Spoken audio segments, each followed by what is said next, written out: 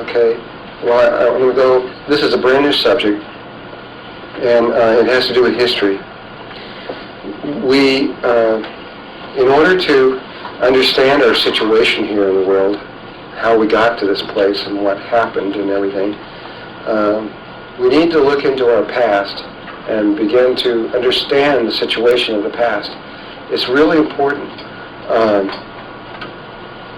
A lot of times people tend to think that, well, we don't really need to know that. We know where we are now, and we just need to go forward. But that is not the nature of life. When we're going to look at something called the Fibonacci series a little later. It's a series that goes 1, 2, 3, 5, 8, 13, 21, 34, 55. It keeps going. And all it is just, if you take 3 segments of it, 3, 5, and 8, it's just you're adding 3 to 5 and you get 8, and 8, 5 and 8 you get 13, and 8 and 13 you get 21, and 13, 21, you get 34. It's an adding. This particular series is called the Fibonacci or Fibonacci series, and it is linked to many different aspects of organic chemistry and organic life. And specifically to one of them, of the areas, is plant life. And plants, when they grow, they tend to grow according to this particular series. In other words, the plant will grow 1 leaf, and then it'll grow 1 more, and then it'll come out with 2, and then 3, and then 5, and then 8. This is one of the series that is used over and over and over again. And the little plant, it needs to be able to have a pattern, to know where to go. And so the plant, when it's sitting here with 5 leaves, all it has to do is look into its past to see that it grew 3. Combine that with where it is, and it now knows where to go. It knows that 8 is the amount. When it gets to 8, it looks into its past and sees that it's 5 and knows that 13 is the place to go. And in the same way, we need to, time is also divided into this 3-ness. Maybe I should just, well, I'll finish this statement and go back to the other one. Time, we have this past, present, and this future. And in order for us to know where the proper place for us to be or what to do in the future, we have to combine our present with our past. If we don't know what our past is, we're lost. Absolutely lost. No matter what you think of yourself or where you're going, you don't know where you're going. You don't have a future.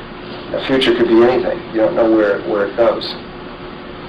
And so we need to know what happened and what got us to where we are in order to proceed.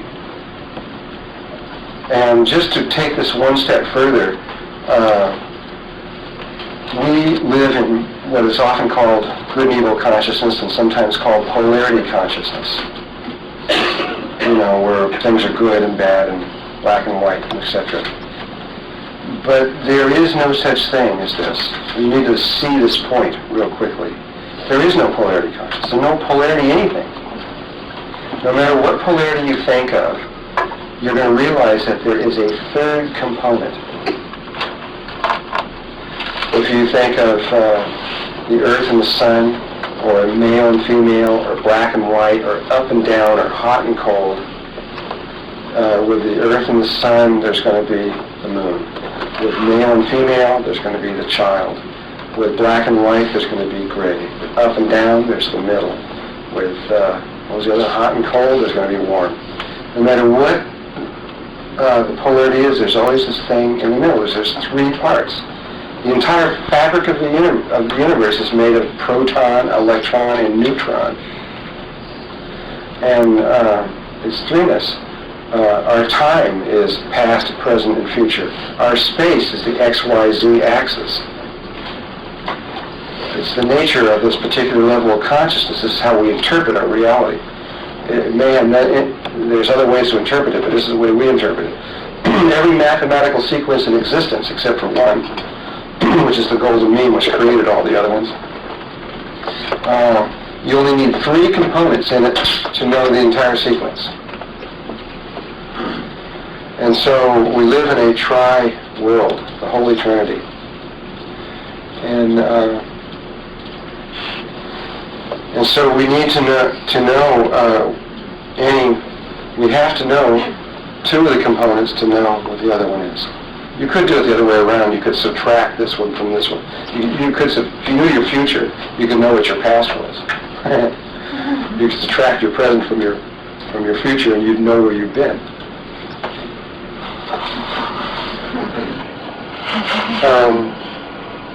And so, for this reason, I have been asked to discuss history for about 2 hours or something like that, for a long period of time. And so, here we go. Now, I'm going to combine, first of all, I used to give this history lesson strictly from Thoth's point of view, who was someone who's been around here for a long time. However, recently, another man who I haven't even met yet, Zecharia Sitchin, I was introduced to his books and found out that they dovetailed with what Thoth was saying so closely that I wanted to use both of them. Though some of the things that Thoth is saying is beyond what Zecharia Sitchin is saying from interpreting the records. And you understand what I mean by beyond in just a moment.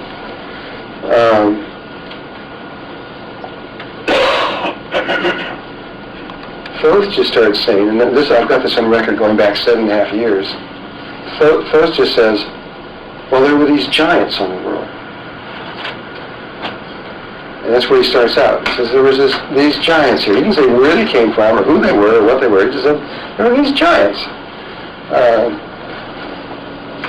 It isn't just Thoth who says that. If you take the Bible and you go into Genesis and you go to chapter 6, which is a very interesting chapter, it says, and it came to pass when men began to multiply on the face of the earth, and daughters were born unto them, and that the sons of God, this is plural, people, sons of God, saw the daughters of men, and that they were fair, and they took them wives of all of which they chose. And the Lord said, my spirit shall not always strive with man.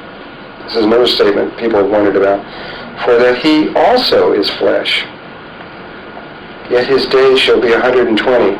And the number 4 says, and there were giants in the earth in those days.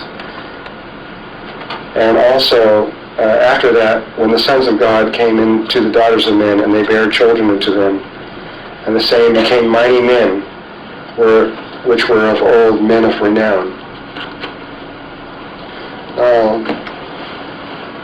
Who are these sons of God?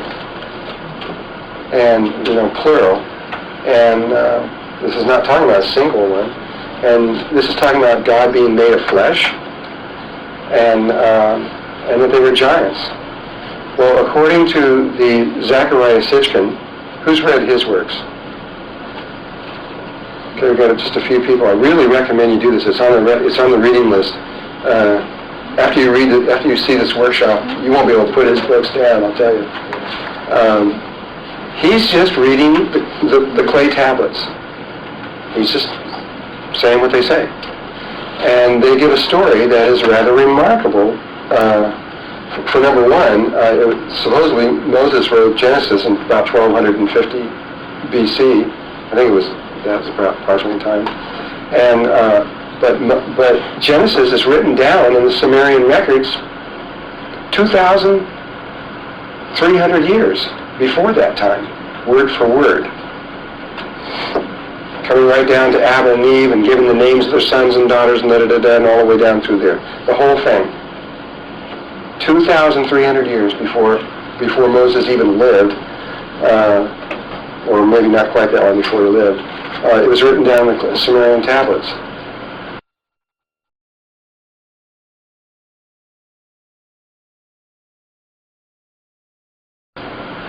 And it talks about this rather incredible time when, according to the tablets, there's another planet in our solar system, which NASA has now located, absolutely. The satellite direction knows exactly where it is. The planet's there. It's been scientifically determined. But they said that there was another planet, and that the planet went in retrograde relative to the rest of the planets. As they were all moving around this way, this one's coming in the other way. And that it came in every approximately 3,600 years, and just missed it. And according to that, there was this planet called Tiamat, which was this huge planet that had moons around it. And one day, this other planet, which they give the name Murdoch, at least the Babylonians did, and what did the Anunnaki call it? Nibiru. And Nibiru came in one time very close to Tiamat, and one of the moons of Nibiru struck Tiamat and shattered it in half, and the big half came to be known as Earth. And the little half broke into 1,000,000 pieces and became known as the Hammered Bracelet, which is the asteroid belt that stretches around between Mars and Jupiter, I think it is. And that was a long time ago. But according to the Sumerian records, there's people on this planet that are pretty far along, advanced. And about 400 and something thousand, I think it was 430, 40, 50,000 years ago, they decided to come to Earth. And they came to Earth, according to the records, because they were having a problem with their atmosphere, just like we are. They are way out in space and need the greenhouse effect to reflect the light back on and keep them warm. And they were losing their heat, and so they decided that the best thing for them would be to put gold dust into their atmosphere to reflect the heat back. That was the decision that was made. And so they came to Earth to get this gold. I'm not making this up. This is this is in the, right in the records, along with Genesis that you could read about Adam and Eve. And they came here to get the gold, and they came in with 12 people who were their leaders, and I think it was 400 to 600 other people who were the workers. And so for about 200 and something thousand years, and I differ slightly with this figure with Zechariah. He's calculating this thing. Anyway, for certain length of time, they worked the planet Earth getting this gold, and they weren't that far along technologically. They used rocket ships to get back and forth. We're not talking about high-tech vehicles here. And so they had to wait till Marduk came around, so it was into the atmosphere closer, and then they would transfer all the gold up to it and then come back down again. They had to wait another 3,600 years before they could put the gold back onto it again. And these people had very, very, very long lifespans, huge lifespans compared to what we are. And so here's these 600 people digging gold for 100,000, according to him it was about 100,000 something years, 200,000 years. It would have been longer according to Thoth, a little bit. They're within 100,000 years of each other. So. And then one day there was this revolt where the workers just said, I'm not going to dig gold anymore, I'm tired of it. Darn stuff, I've had it. And they just wouldn't dig gold anymore. And so the people decided that, the leaders, the 12 leaders decided, well, they would do something. They thought about it, and they decided what they'd do is they'd make a sub-race. And the sub-race would dig the gold for them.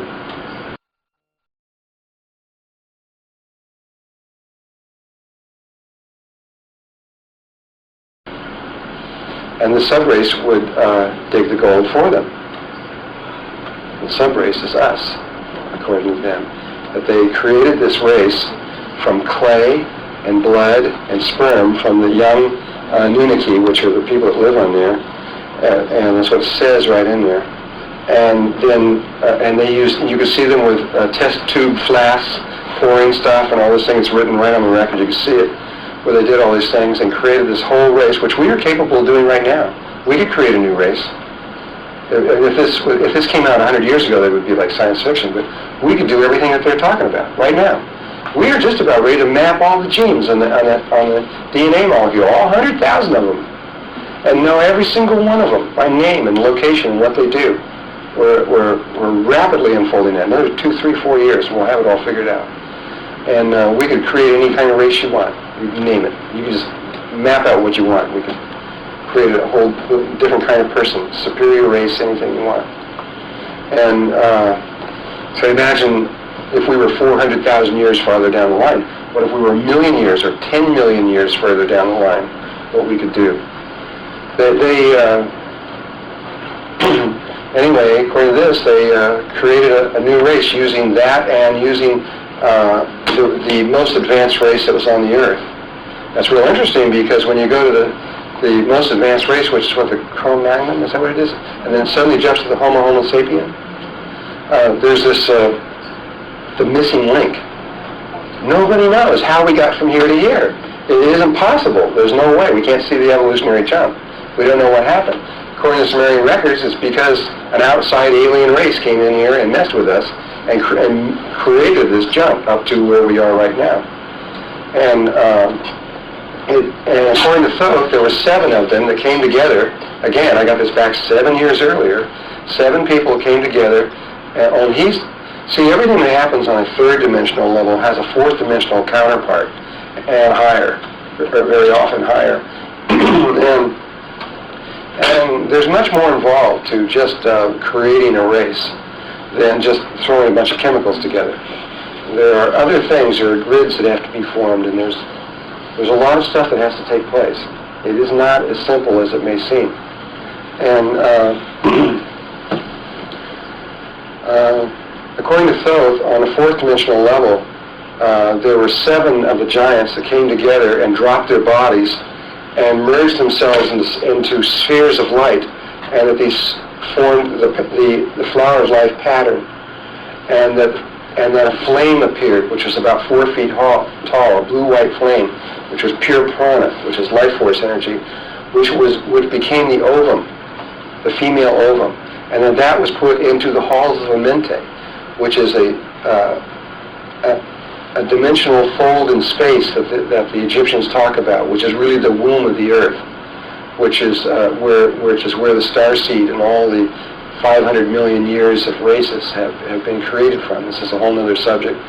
This halls of Mente is usually out beyond the bubble. There's a membrane outside the Earth we don't know about, which is 440,000 miles out, and on the other side of that is usually where the halls of Mente is located. It's a dimensional fold time that moves with the Earth, but on 1 overtone higher than the Earth. So it's not visible to the Earth, but it's very accessible. And it's folded into the shape, outside of it anyway, it's folded into the shape of a womb. And anyway, the flame was placed there.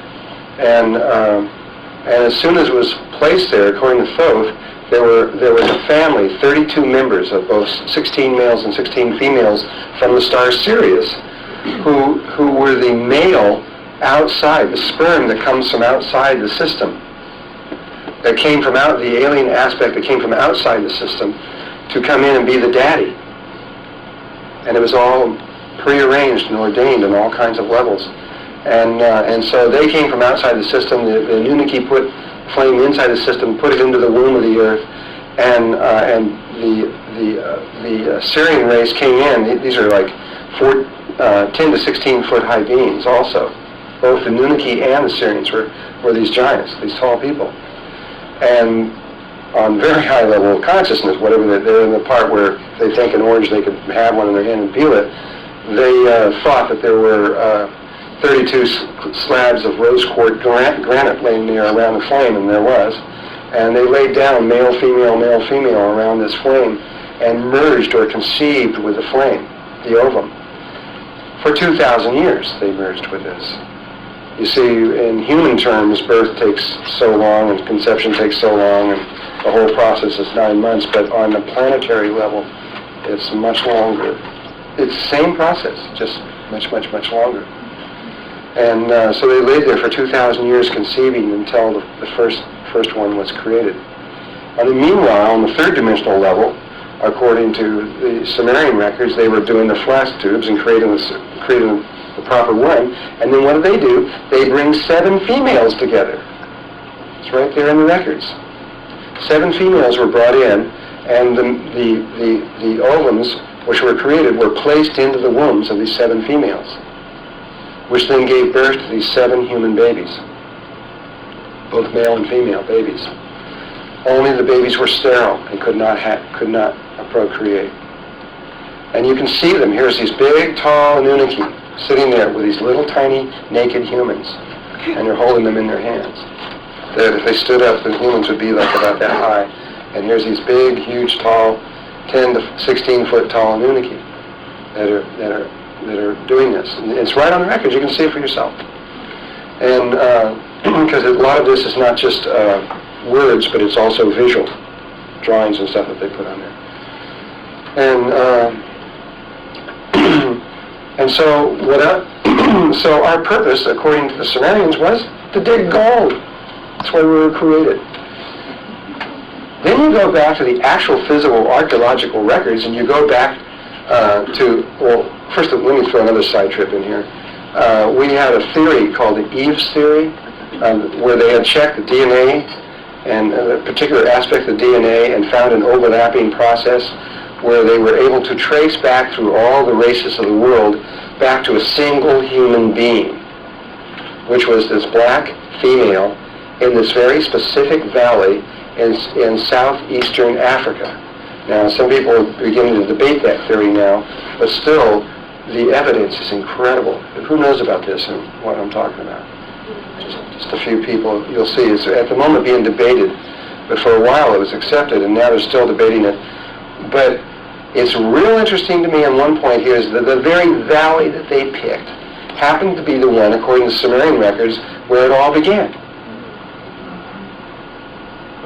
Same place.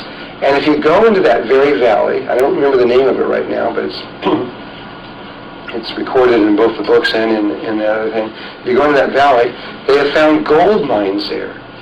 Ancient gold mines going back 100,000 years with Homo sapien bones in and around the gold mine. Homo sapiens mining gold at least 100,000 years ago. And what the heck are we hairy barbarians mining gold for? It's a soft metal. It isn't something that we can use to, to make tools with or anything else like that. What's it for? What good is gold to a primitive people? These gold mines, by the way, they found them all the way from 100,000 years. They found 80, 60, and as early as only 20,000 years ago, we were still mining gold. Only 20,000 years ago. Still doing it. Yeah, probably. You got to realize these ice ages are coming and going all the time. The whole planet doesn't go over with ice. It's basically, you might say the ice caps recede further down. The centers of the Earth is still not frozen over, but very cold compared to normal. We've survived this for millions of years. We've managed to survive these ice ages one after another for millions of years. So anyway, when you look at everything, you start throwing in that whole thing of the ice ages going on, it makes stuff even more complex. So, if this is true, I mean, it's outrageous. We don't want to think that we're made to be slaves to dig gold. We want to see us as more noble than that. But who knows? This is what the most ancient records in the world have to say about ourselves. And these are not just a few isolated records we're talking about. 100,000 records that are being found. All the ancient cities that were in the Bible, which they thought for a long time were myth, have now all been uncovered. And they now know where all the ancient Sumerian cities are, which run through southern Iraq. Babylonian is in southern Iraq. All these ancient ones, they've all discovered where they all are, and they're finding them, and they're getting all the records, and they're beginning to dig up all this ancient stuff. It's no longer just myth anymore. And So, now, according to the Sumerian Records, two of these brothers, Anunnaki and one of the other ones I can't remember. The major cities of the Sumerian cities ran up through the Middle East, up in there, which was not a desert, but was a dense jungle, because the whole climate was different. And they had these incredible, beautiful cities there, with these huge gardens that surrounded in and around these cities, and which took a lot of work. And so, according to Sumerian Records, a great deal of the gold miner workers were brought up to these gardens to work the gardens. And it was there that one day, Anunnaki, whose name means snake, told Adam and Eve, according to the Sumerian Records, to eat of this tree. What the tree would do, the tree of good and evil would do, is that it would make them procreate. They'd be able to have babies if they ate of this tree. And so they did it according to this. And then Anil's brother came in, who was the other one. And remember, it says right in the Bible, he's walking through the garden. This is God walking through the garden. And he comes across, and they were hiding from him. And he had to call for them. And when they came out, I mean, he had no supernatural powers or anything like that. He saw them, that they were naked, and saw that they were hiding, and then he realized that what they had done, that they had eaten from the tree.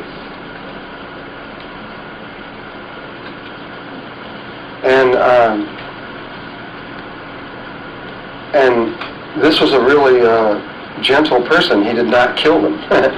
He just made them leave, and he monitored them and watched them.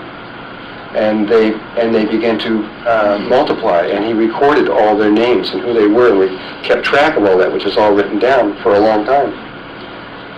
And but then when you start going out from there and you start studying what happened after that, this is where I'm going to start taking us out further. There's some important points in all of this that need to be brought forth. So we have two kinds of races going on here. We have the one that they were working the mines, which were sterile. The only way they can make more of those babies is to put the ovum inside the uterus of one of the female Anunnaki, and for her to give birth to this little. That was the only way they could get more of them. And so they kept doing that until they got what they wanted. And I guess if one of them died, they'd just make more of them.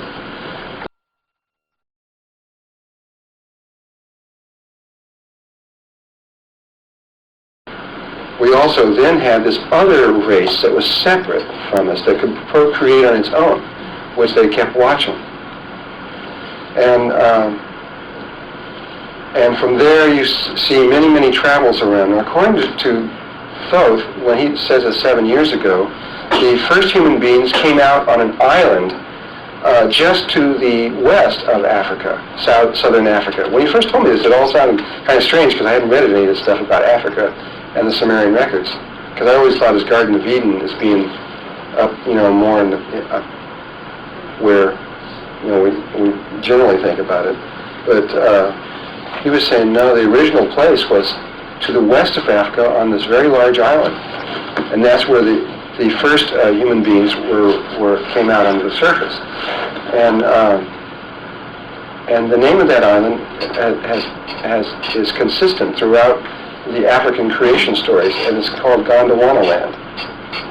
And you can read the creation stories, which I've done. I went out and read a whole bunch of these along all the western shores of Africa. They all have different ideas about how creation took place, but they all consistently say that we came from an island to the west called Gondwanaland.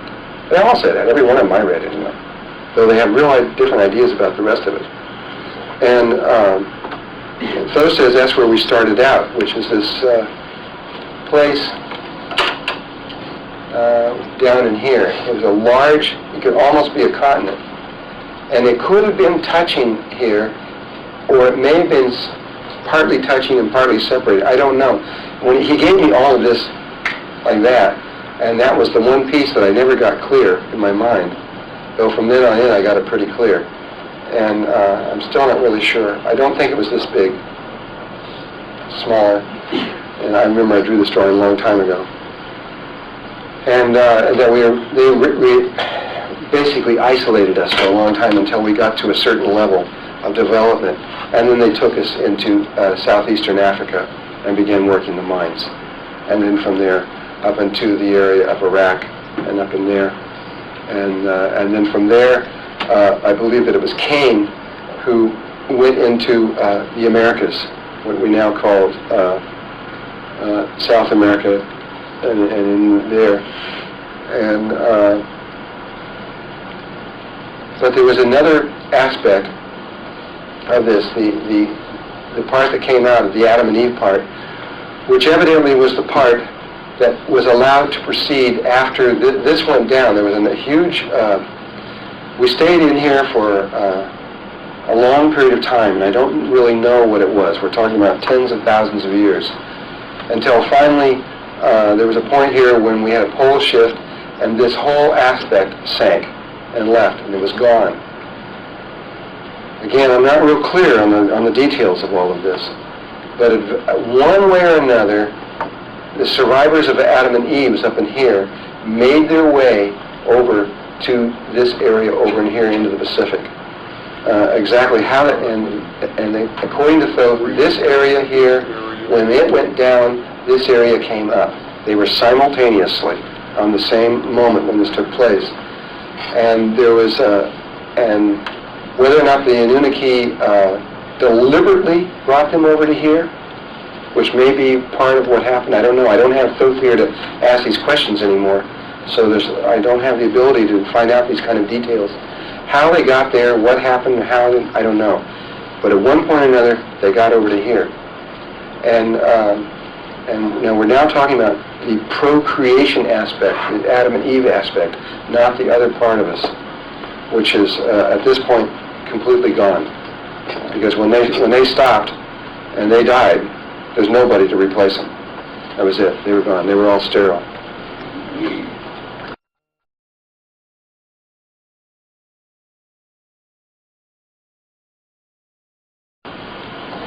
And so at one point we began in this area here, which we now call Lemuria. However, Lemuria was, to us in the 20th century, we tend to think of it as kind of a myth or something that maybe kind of happened or didn't happen. But there was a time in about 1910, 11, 12, and there, 1915, when we began to rapidly waken up. What the process that's now going on right now started then.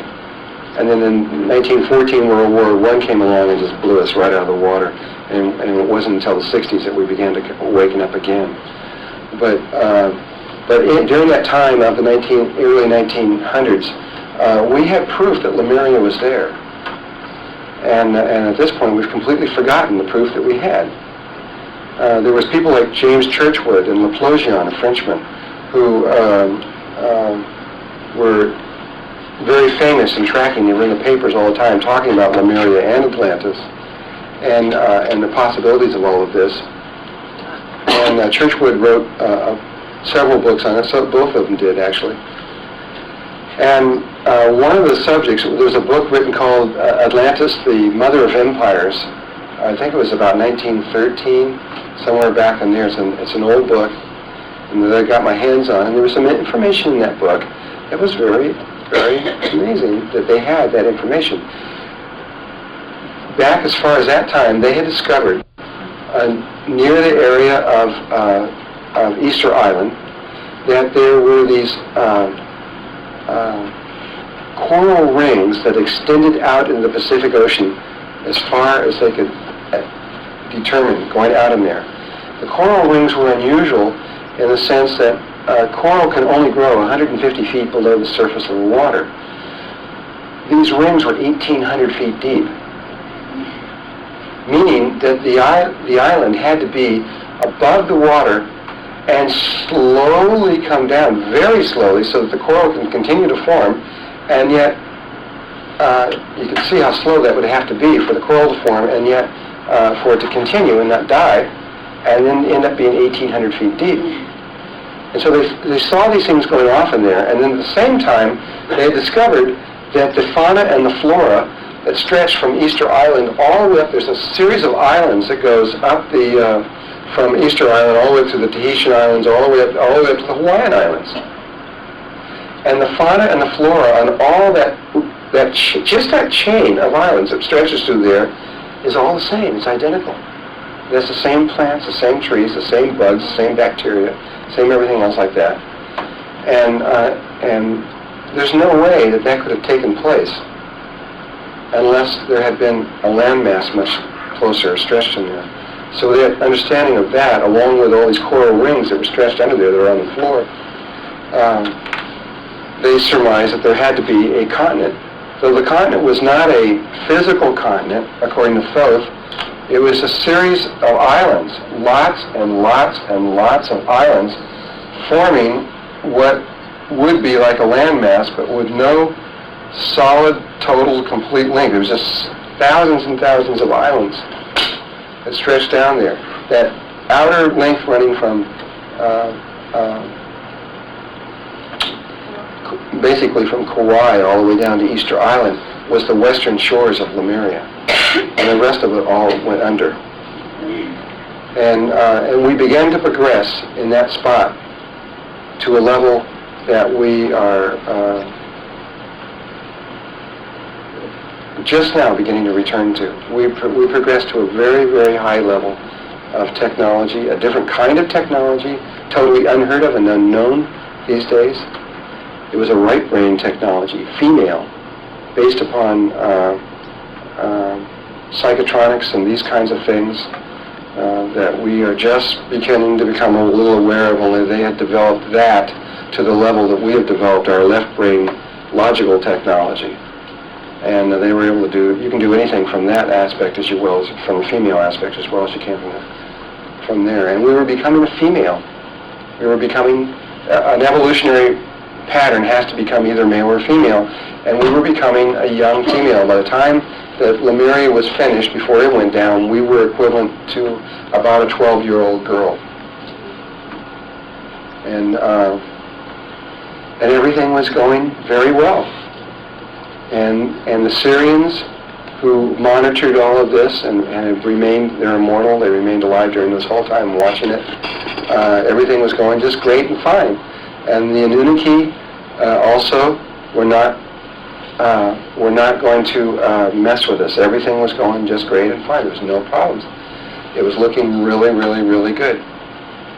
And then something happened that we have never quite survived from. We've never come out of it. And we're going to have to go in about 5 minutes to lunch, but when we get back, I'll tell you what happened. And it's the most important part is what happened when we shifted from there to Atlantis. Some things took place that changed the course of our evolutionary pattern. There is one more bit of information I need to put out, and that is, and this is the part that Zacharias Sitchin did not understand.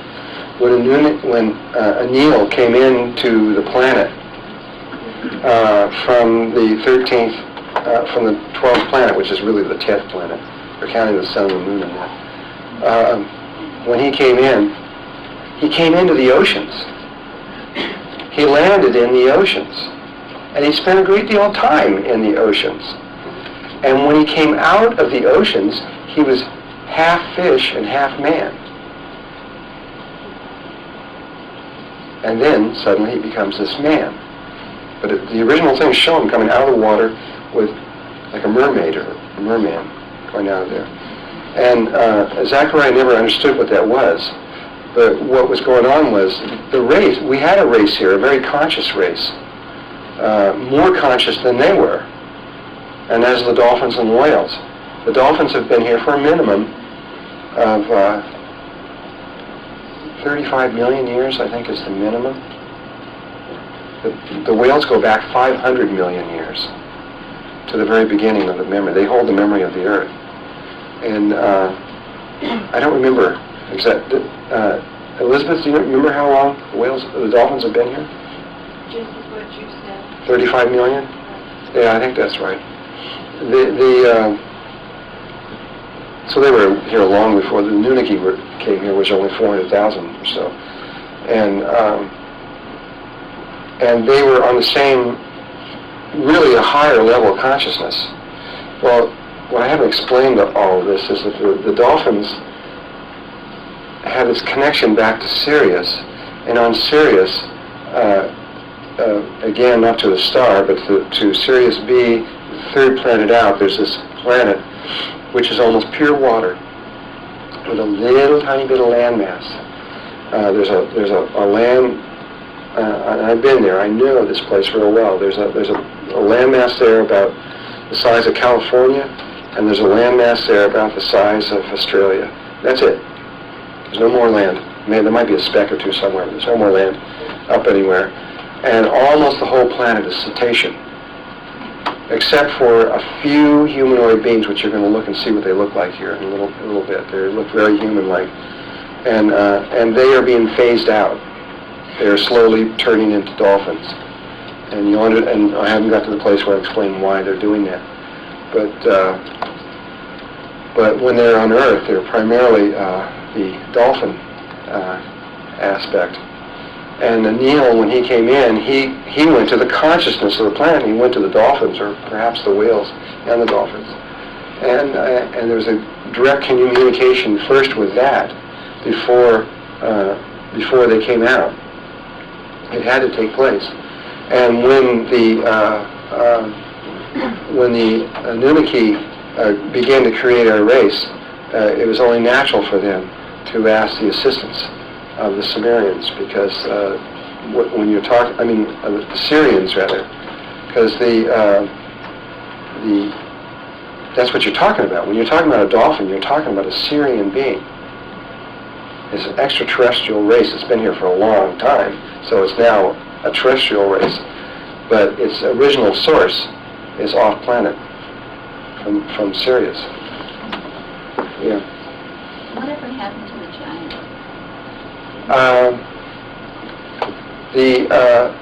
The original 32 members of the Syrian race are still here, and a certain number of the Anunnaki are also still here, though they can't, because of our level of awareness where we are right now, they can't make themselves directly known, though they did in the past, and I'll show you, they did in the time of Egypt, only for a short time. And they will again. We will see them, for sure. And it's one guarantee I can give you. We will see them again for sure. Yeah. What? Ra is one of the original Atlanteans, and who started Egypt. And he worked with Thoth and some of those other ones, but that's not...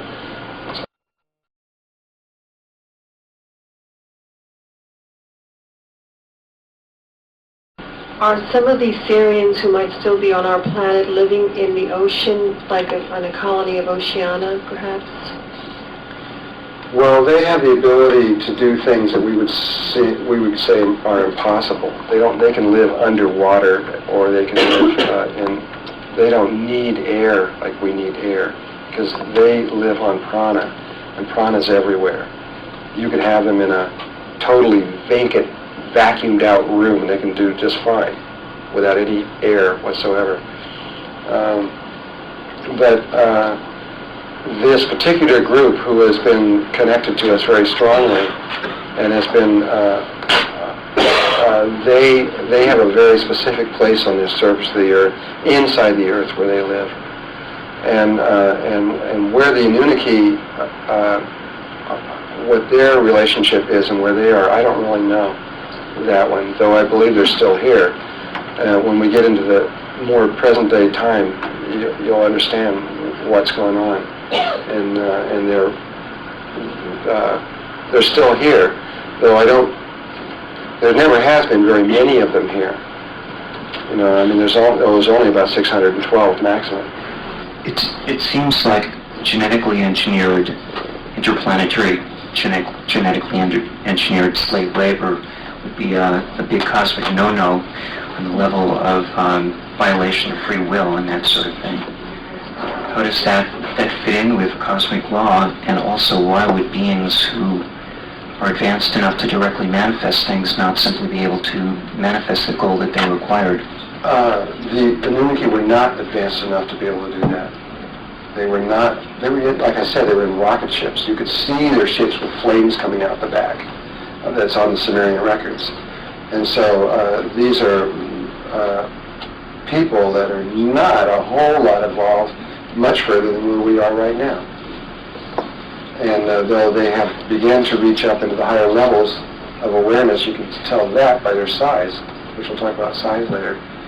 But they are, our mommy aspect was a rather low level of life. Our daddy was a much more advanced level of life, far more advanced than the mommy in terms of consciousness. But the one thing you must realize is that both of these races were a product of the Lucifer rebellion, and would freely break laws. And finally, connected with that, what kind of soul would choose to inhabit a body that was designed as slave labor, given the idea that they would know what their prospects were in doing that? Well, we're one.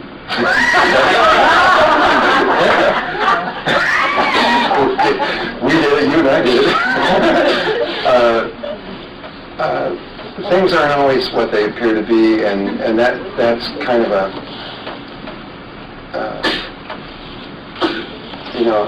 ego thought in a way. From a higher level, if there's an ultimate reason beyond all of it down there, there might be a reason. We have obviously taken from what's been slave labor, turned it around, brought it in another direction, and now we're about to bring it into another direction even beyond what the Lucifer rebellion ever dreamed of. And so, I don't know. What's happening here is pretty remarkable when you see the whole level of what's going on, which I guess most of you have. This is a little more than what the original intent ever was. But the beings that were made to do gold, to slave for gold, realized that as soon as the Anunnaki saw that we had eaten of the tree, they didn't have us do gold anymore. They had us go live on our own and do our own, and okay, you're out of this thing now. Go over there and start your own thing. And they just allowed us to keep going. Though they did try to kill us, remember, if you read the Sitchin books, according to the records, they knew that the earth was going to be destroyed by water, by flood. They knew quite a while in advance. And the plan was, according to the Sumerian records, was to get off the surface in their ships and allow us to be annihilated. And it was Naacal again, if I remember right, who went to Moses, and he was sworn not to tell. What? Enki? That's what I'm thinking of, it was Enki. It was Enki again who was sworn not to tell that this was going to happen. So what he did is he didn't tell him directly, he went and told the wall. But he knew that Moses was on the other side of the wall. Moses? Noah. Noah was on the other side of the wall. And so he violated basically the trust that they would not tell. He told Noah and prepared Noah. When the Anunnaki went up into space, and they were all crammed in their ships because they didn't really have enough ships for all these people to get in there. They were all crammed in there. And they were orbiting around the earth, and they saw the incredible destruction that was happening. They all began to cry and began to realize how sad it was, and that they didn't really want us to die. And that's when they found out that Noah survived. And they were actually happy that Noah had survived this one, at least according to the records. But we have an interesting race that we've got here, and so we are the product and development of the Lucifer rebellion all the way through from beginning to end, and there's a lot of things that are going on in the universe that are not according to galactic law, and though this may have been allowed by galactic law. it could have been, depending, I don't know if they had permission to start this or not. Those never told me. And it's not in the Sumerian Records. They don't talk about the higher dimensional levels of things. They talk about pretty much what happened on Earth, and that's it. And so I don't know if they had permission to do that or not. But I would imagine they would not have, I kind of doubt that they could have got permission to do that. It's not, legally.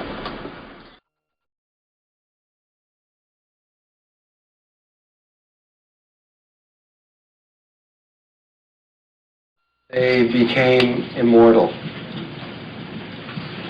They became aware, it became the Holy Trinity. She became aware of him as a divine being, and he became aware of her as a divine being, and they both became aware of the baby as a divine being in such a way that it transformed them, and they never died anymore. And after a long time went by and they were still around, there was no doubt about it, and everybody else was dropping by and they kept staying on, they eventually formed a school, and the school's name was the Naacal Mystery School. And it was one of the oldest mystery schools in the world. And it was Naacal or Naakal, depending on how you want to spell it. And they taught Tantra that led to immortality. They were pretty successful in this. They managed to teach about 330 or so other families. It amounted to a total of about 1,000 people, including the children, to lead them into immortality. The school was doing very well and would have probably succeeded in transforming the entire human race if it had enough time. However, about 1,000 years into the school's functioning, God changed that, and there was another shifting of the axis, and Lemuria went under. They knew long before Lemuria was going under that it was going under. These people were feminine and psychic, and they had clear signs and fully understood what was about to take place, and there was very little loss of life. Besides, it had been slowly sinking for a long time. However, at one point it did sink, and when it did, the survivors, which they had gotten all their sacred things, whatever you want to call them, artifacts or whatever, out of Lemuria long before it ever sank. They took them to various places in the world, but most of it was brought to Lake Titicaca in Peru. The golden sun disk was brought there. The survivors went in advance to primarily from Lake Titicaca in Peru all the way up the western shores of North America, South America, and all the way up to as far north as Mount Shasta. They didn't go, or if there were any, very few, went to either ends below or above that. And the two areas that most of them went to was South America, Peru, and to California. And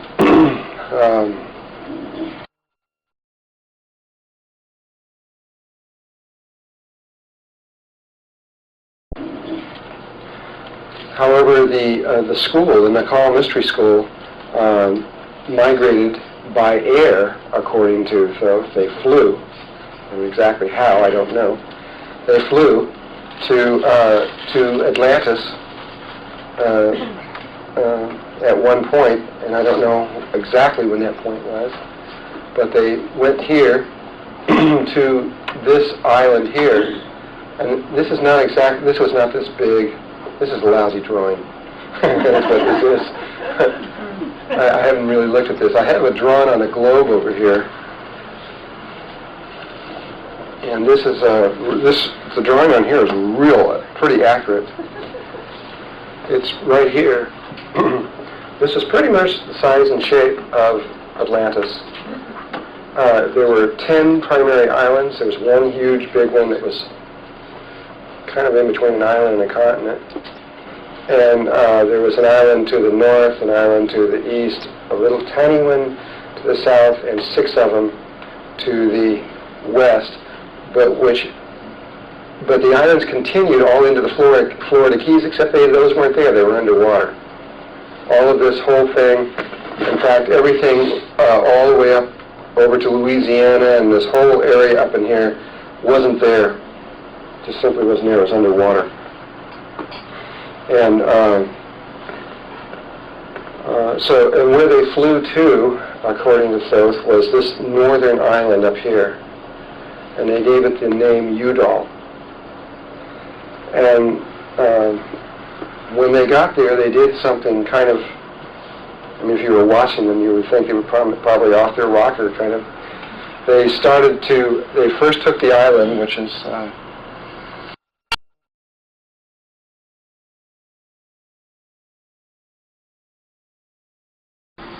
it looks kind of like that. And the first thing they did was they made a wall right down the middle, dividing the island in two. This wall was about 20 feet thick and about 40 feet high. It sealed it off. There's no way to get from one side to the other. And then they built a minor wall running this way, dividing it into 4 quadrants. What they were doing, without understanding the human brain too much, this was a person's head. That's their nose, I guess. You're looking down from the top. You have these left and right hemisphere. You have the left hemisphere over here and the right one here. And the left one is male and the right one is female. But then there's another division in there like this. There's a front and a back aspect of this. And this front one, if you were to put this word love here, the left front aspect of the human being sees everything logically. In other words, it sees it like this. Of course, it sees it upside down and all that stuff, but anyway, it sees it logically like this. But the right side over here inverts it like this and sees it in a mirror image, one back to the other. And this one is logical, and this one you could say is not logical, but it has its logic to it. But this one also has a reflection. It goes like this. And then there is another reflection that goes like this.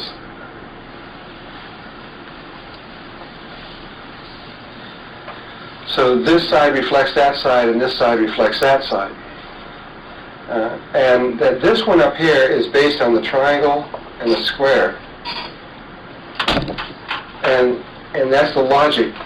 When we get into the geometries, this will make more sense. But this is the logic of the logic that's behind the male side. The female side doesn't have a logical side forward. I'll just use this as a symbol for it.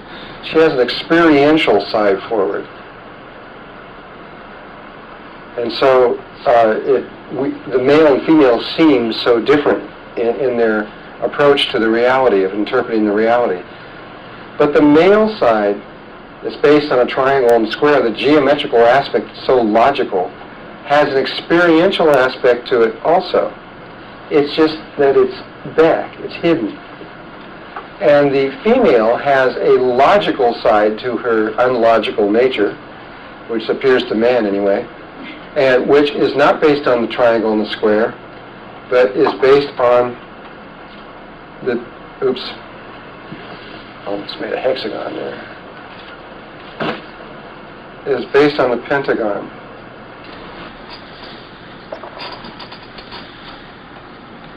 And so there is this both sides are absolutely logical if you understand what's going on. She's just as logical as he is, but based on a different kind of logic. But she's got a mirror image thing where her experiential thing is forward and his experiential thing is to the back. And by experiential, as you'll see here, and I'll try to demonstrate this even to us here, is that every single line in sacred geometry has a human experience associated with it. And so all your geometry has experience, but experience always has geometry associated with it. Even love. You would never think that love is geometrical, but it is. Our scientists have already established this, beyond any doubt. It's way back in there later, but later you'll see this. I'll show you the geometries of it. But there was a man, one of the first persons that I know of was Dan Winter out of New York, Eden, New York, who was doing the research of someone else, actually, I believe. And he was putting people on biofeedback systems onto monitors so they can see what was happening in a sine wave pattern, and discovered that that's in there. Yeah, no, I don't need it though. Discovered that there were people, that there were a very specific sine wave signature associated specifically with every emotional response. And so that they could get to the place where they could have people in other rooms just looking at the screen and just looking at the sine wave signatures and can tell you just what that person's feeling. But by studying the sacred geometry around the sine wave signatures can be reduced to angles, and all angles can then further be reduced to geometrical patterns. Or the other way around. You can take geometrical patterns or shapes and find out their angles and reduce them into sine wave signatures. People like Michael Helios is one who's real good at that, converting shape into sound. And so what Dan found out is that there is a direct relationship between emotions and sine wave signatures, and then through work discovered that there were very specific shapes associated with that, and then through deeper work discovered that there was very specific geometrical pattern behind all emotion, that there was one pattern that tied them all together. And that pattern, we'll see a little bit later what that was. And then there was another person called Klein's, right? Well, I've got an article out of a Wall Street Journal here, where he also has totally on his own in another direction come up with the same thing, that emotions have shape associated with them.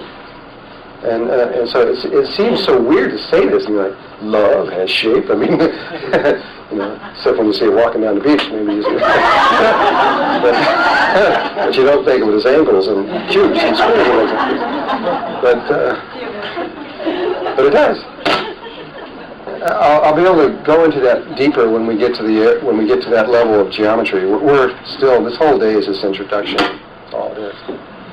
So they were basing this island in Atlantis on this, according to Thoth, on the basic equality. So what they did is they got about half of the immortals from Lemuria got on one side and half got on the other side. Half became the feminine psychic aspect, and the other side became the logical male thinkers. And then they made a reflective quality with each other and got on the other sides of the wall so they could mirror each other. And so there's this mirror quality. And they began to function very much like our brain functions. And they did that for a period of time, and I don't know how long it was, but it was a while. It wasn't something they did overnight. It was several hundred years they did this. And then finally one day they, I guess, felt they were ready. And then on the main island,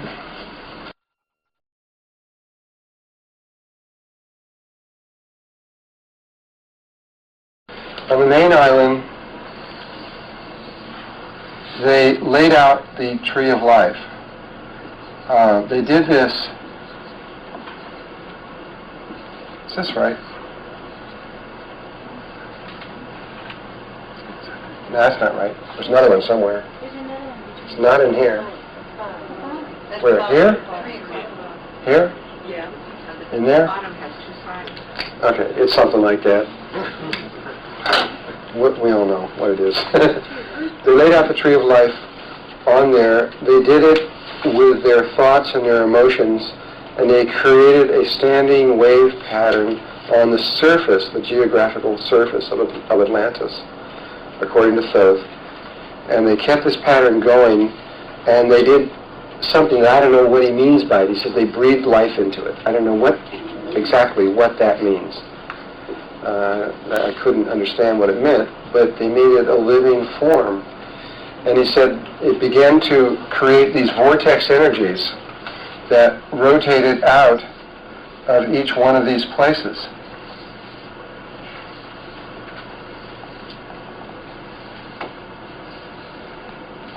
And that there were 8 of these places that were, well, let's put it another way. The survivors from Lemuria were then called forth to come, and they all in their own place, and they just knew that they were supposed to go, and they began to migrate across the country over toward Atlantis, and they made their way toward there. However, remember, they were equivalent to about a 12-year-old girl. They were immature. They had not completed themselves, and there were certain areas of experience, of human experience, that they had not completed. And they had only completed 8 of the 10 areas. Now again, I don't really know what that means either. But there were 2 areas in here somewhere that they had not completed. And so when they were pulled to Atlantis and they were brought here, they were pulled to these spots. These spots, by the way, he said, this pattern was laid out on the surface to the accuracy of a single atom. So we're talking about an extremely accurate pattern. And these cities were placed on these exact spots. There were eventually 10 cities, 10 major cities in Atlantis. And but the survivors from Lemuria went to 8 of these places. There were 2 places that were completely vacant. It was just nobody's nature yet. Nobody had developed into that nature. And then, and what life does, I mean, I don't know if these guys thought about this far enough along the line when they were doing this, but what happens with life is you leave a space open and life fills it. It's just automatic. What I like to use is like the freeway. You know, when you're on the freeway and you let the car in front of you get a little bit too far ahead of you, fills right in. It's the same kind of thing. They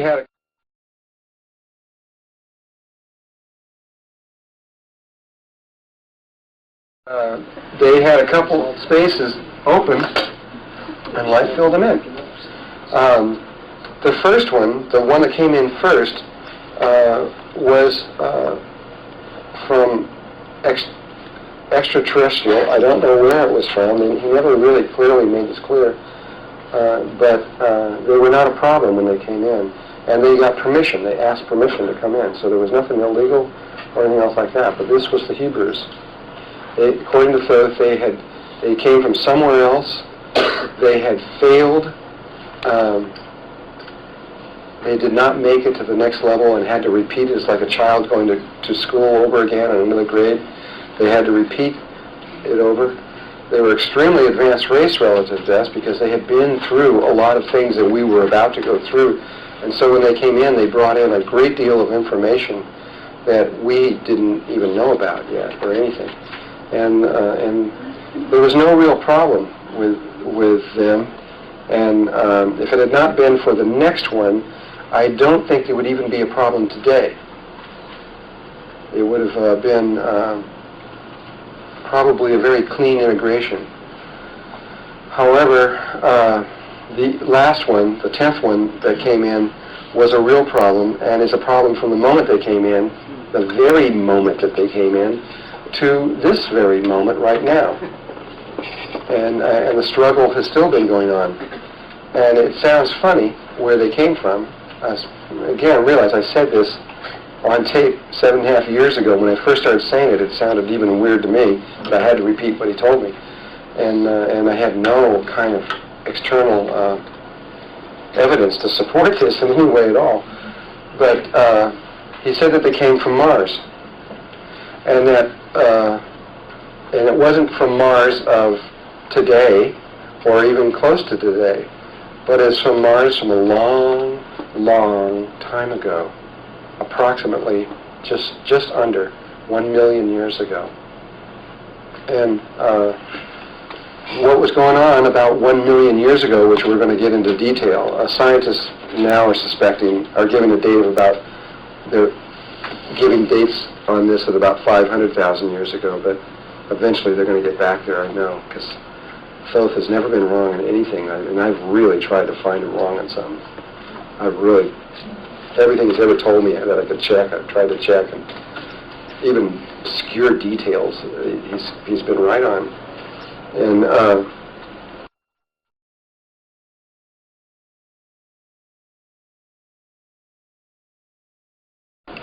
anyway, he said it's just under 1 million years. He said that Mars was a beautiful planet, that there was waters and oceans and trees. And it was a lot like Earth, he said. It was a beautiful place. And there was a race of beings that was on that planet that was warring amongst themselves, constantly warring amongst themselves. According to Thoth, there has been 4 times in the creation of this universe when life has decided to rebel against the system, you might say. And this was the 3rd time that it had taken place. And I don't know when it started, but it ended approximately 1 million years ago. And the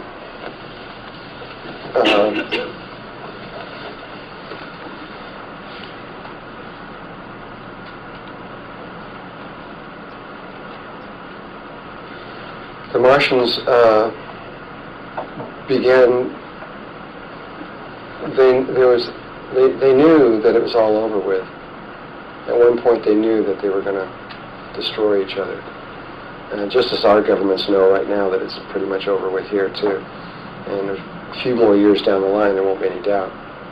And they knew that it was over with, and a small group of them began to try to find a way to escape, just like our governments are also doing the same thing right now. And they went to, there was experiments that were done really all over Mars, but the primary place was in Cydonia, which we will discuss later and go into great detail on that.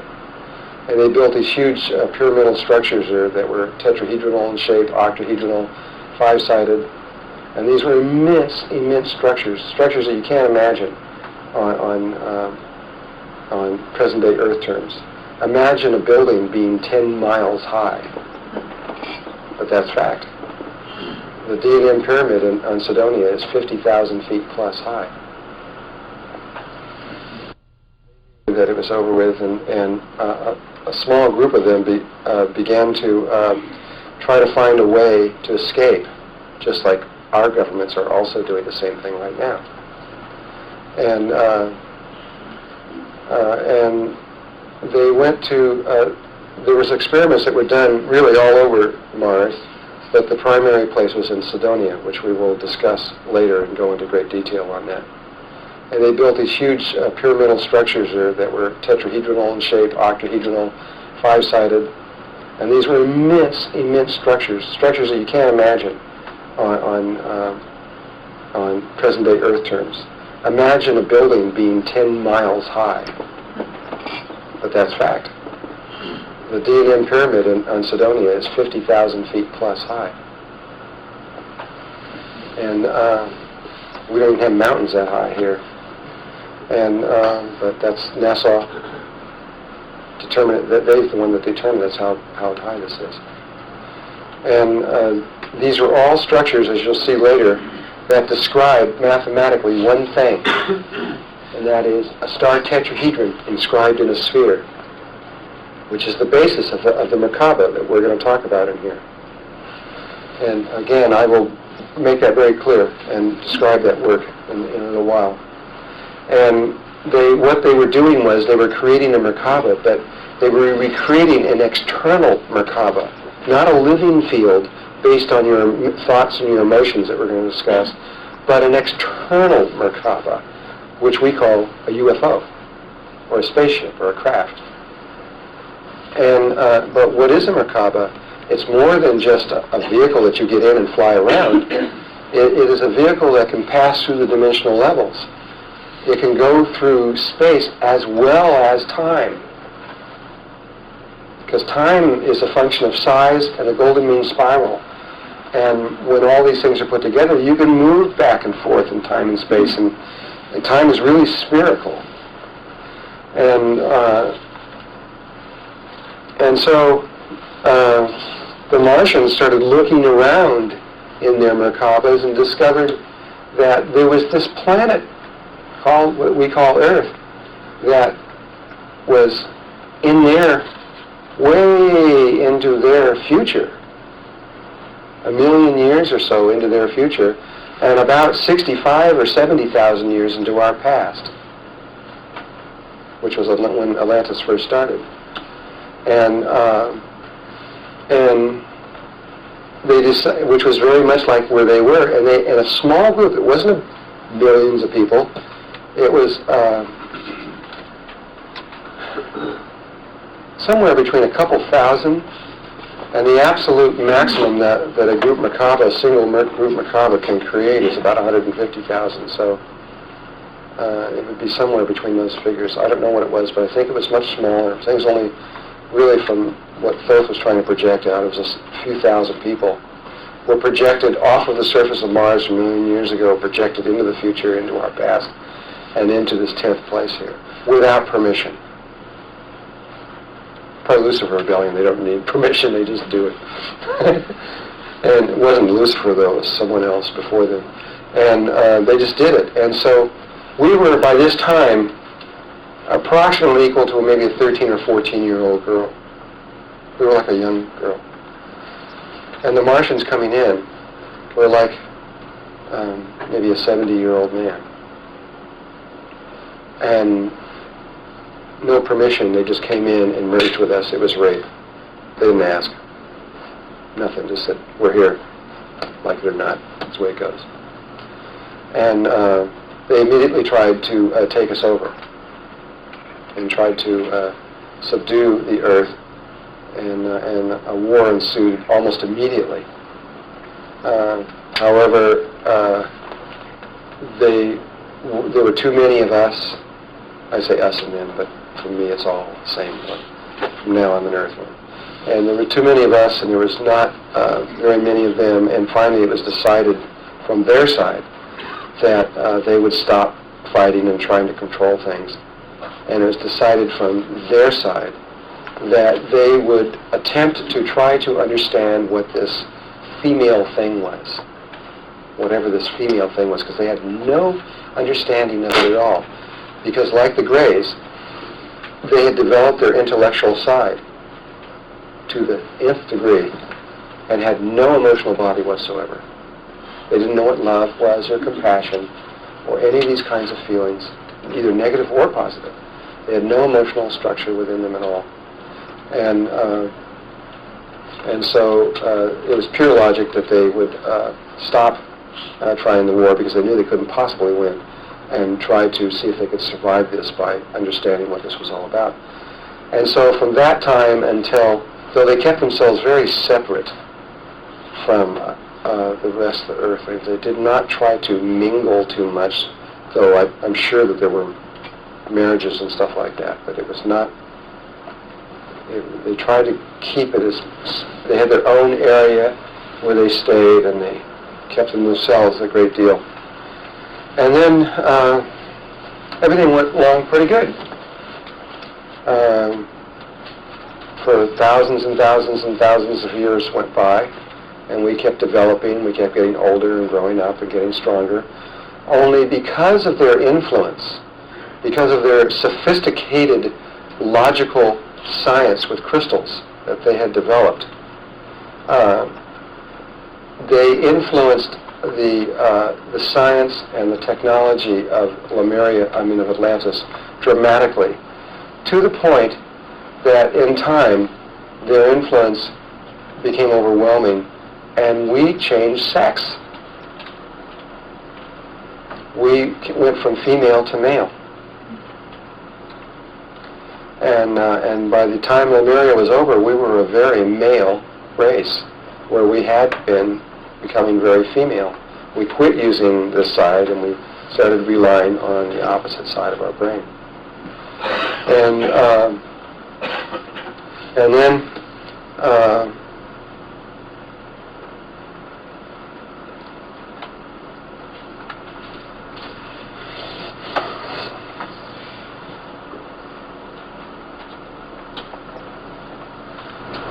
let's see. Forgot where I was exactly. Switch from female to male. Okay. Trying to think what the next thing occurred after that. Oh, yeah, you guys know this better than I do.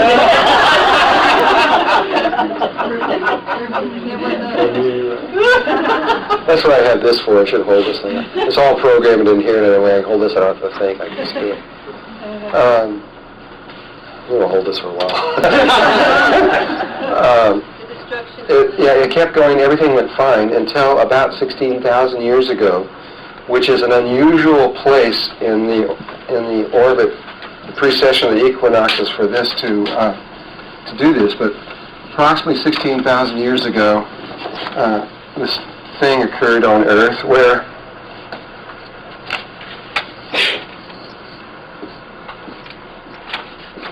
here's the closest place to the center of the galaxy, and here's where we are now. And if we go back one cycle right back to where we are exactly right now, first of all, that's really when it began. Exactly, right to the very spot where we are right now. The poles made a minor adjustment, which our science knows definitely occurred. We've got that one tracked down. Definitely happened. And when it did, a small piece of Atlantis went into the ocean. There wasn't a whole lot of it, but it was enough of it to cause fear to go through Atlantis. And the fear lasted, according to Thoth, for about 200 years. They were afraid they were going to lose their everything again, and there was a great deal of fear. But slowly that fear went away as time went on, and they knew that they were getting further and further away from that place and moving back into the light. And it slowly started going away, and everybody started to relax, and the old evolutionary cycle just went on business as usual until approximately right here, which was about, don't hold me to my figures exactly, I mean, I'm within a little bit, give me a little bit of leeway here, approximately 16,000 years ago, right about there in the cycle right there, this event occurred where either an asteroid or a comet was heading right toward Earth. And the Lemurian aspect of ourselves wanted to just allow it to hit the Earth. That's the feminine nature, is, the Taoist approach, just allow, it's okay, it's God. It's all natural, it's nature. But the Martian aspect of ourselves said, no way. Let's blow this baby out of the sky, and they had the ability to do it. Let's just blow it up. And they argued over this and argued over this, and finally the Lemurian aspect won, and that's exactly what they did. They just allowed it to take place, and this thing came streaking in and slammed and just missed Atlantis. It would have been a total devastation. It just missed it and hit right offshore, not too far, into a place that's now above ground, which is called Charleston, South Carolina, right now. That was the dead center impact of a very huge piece of matter that hit the Earth, from which that still spread out over 4 states. And you can read about it. It's all there. And this caused a big piece, a pretty good-sized chunk of Atlantis to go into the ocean, which almost destroyed a great deal of the Martian aspect of Atlantis. And to say the very least, they were pissed off. And they said, that's it. Never, ever, ever, ever, ever, ever again will we follow this feminine way. We are going to control ourselves from now